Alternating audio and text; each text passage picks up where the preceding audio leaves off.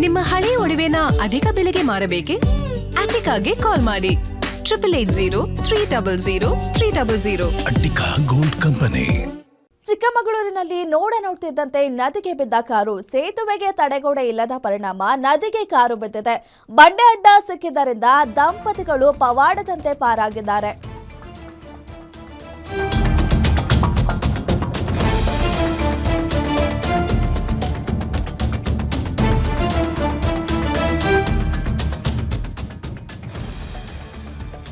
ಚಿಕ್ಕಮಗಳೂರಿನಲ್ಲಿ ನೋಡ್ತಿದ್ದಂತೆ ಕಾರೊಂದು ನದಿಗೆ ಬಿದ್ದಿದೆ. ಸೇತುವೆಗೆ ತಡೆಗೋಡೆ ಇಲ್ಲದ ಪರಿಣಾಮ ಕಾರು ನದಿಗೆ ಬಿದ್ದಿದೆ.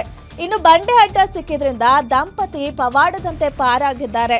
ಚಿಕ್ಕಮಗಳೂರಿನ ಕಳಸಾ ತಾಲೂಕಿನ ಗಣಪತಿ ಕಟ್ಟೆ ಬಳಿ ಈ ಒಂದು ಘಟನೆ ನಡೆದಿದೆ.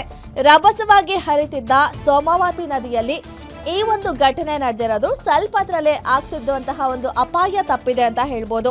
ಬಂಡೆ ಅಡ್ಡ ಸಿಕ್ಕಿದ್ರಿಂದ ಬೆಂಗಳೂರಿನ ಮೂಲದ ದಂಪತಿ ಬಚಾವಾಗಿದ್ದಾರೆ.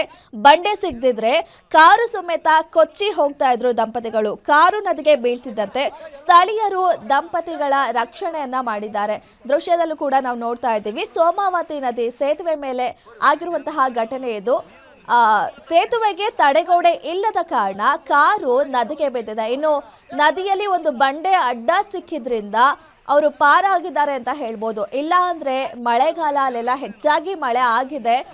ನೀರು ಕೂಡ ರಭಸವಾಗಿ ಹರಿತಾ ಇದೆ. ದೊಡ್ಡ ಪ್ರಮಾಣದಲ್ಲಿ ನೀರು ಕೂಡ ಇದೆ ಸೋಮವತಿ ನದಿಯಲ್ಲಿ. ಆ ಬಂಡೆ ಅಡ್ಡ ಸಿಕ್ಕಿಲ್ಲ ಅಂದಿದ್ರೆ ಖಂಡಿತ ಕಾರಿನ ಸಮೇತ ದಂಪತಿಗಳು ಕೂಡ ನೀರಲ್ಲಿ ಕೊಚ್ಚಿ ಹೋಗ್ತಾ ಇದ್ರು.